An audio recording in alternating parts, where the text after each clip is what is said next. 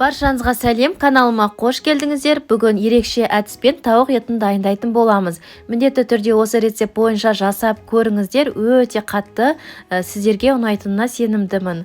Ерекшелігі мед қосылған соуста дайындалады, сондықтан дәмі өте ерекше, әрі жұп-жұмсақ болып шығады. Алдымен бізге тауықтың төс еті қажет болады. Оны ұзынша етіп турап, кейін осылай төртбұрыштап, кубиктап турап алатын боламыз. Яғни сұйық майға салған кезде тез пісетіндей көлемде кесетін боламыз.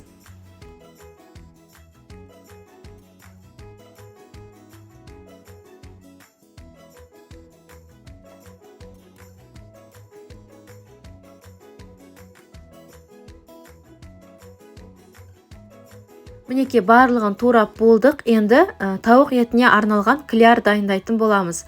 Ыдысқа мұздатылған су құямыз және үстіне ұн, крахмал саламыз. Кез келген крахмал бола береді. Және үстіне разрыхлитель, тұз қосамыз және сұйық май қосып, бір келкі масса болғанша араластырамыз.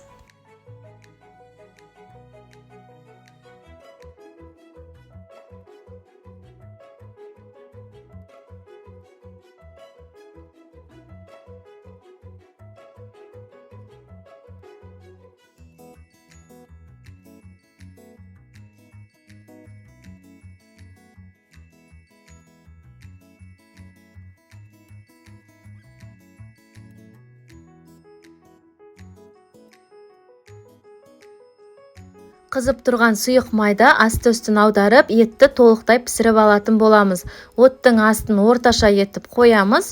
Тауық еттерін сарғайғанша немесе қызарғанша толықтай пісіріп алатын боламыз. Сұйық майға салған кезде кішкене орталары осылай бір-біріне жабысып кетуі мүмкін, сондықтан осылай вилкамен ашып алатын боламыз.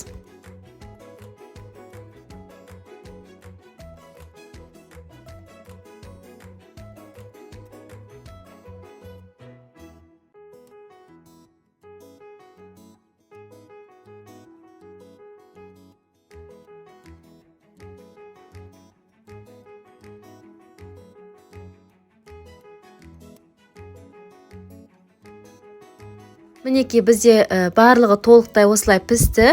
Енді бөлек ыдыста соусын дайындайтын боламыз. Ол үшін бізге су қажет болады, тұз және крахмал қосамыз. Кез келген крахмал бола береді.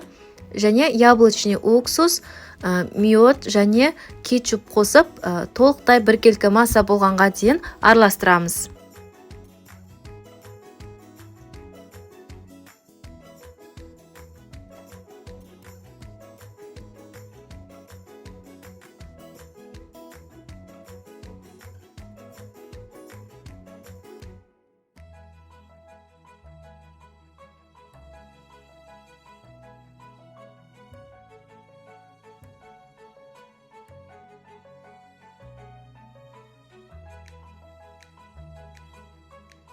Енді бөлек табада бір шай қасық сұйық май немесе зәйтүн майын құйып, үстіне чеснокты салып тек қуырып алатын боламыз. Сұйық майды қатты көп құюдың қажеті жоқ, өйткені бізде тауық етінің өзі сұйық майда қуырылып піскен.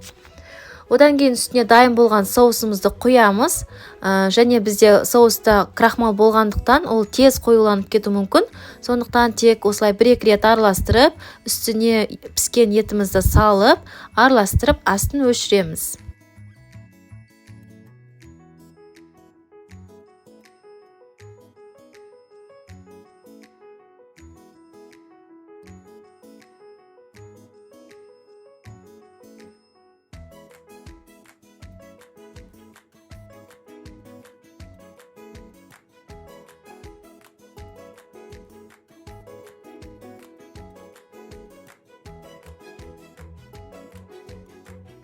Мінеке тауық қанаттары толықтай дайын болды. Дәмі өте керемет болып шықты. Бір жасап көрсеңіздер тек осы рецепт бойынша әзірлейтін боласыздар. Қасына гарнирге күріш ұсынсаңыздар да болады. Каналға тіркеліп, қоңырауша белгісін басуды ұмытпаңыздар. Келесі кездескенше сау болыңыздар.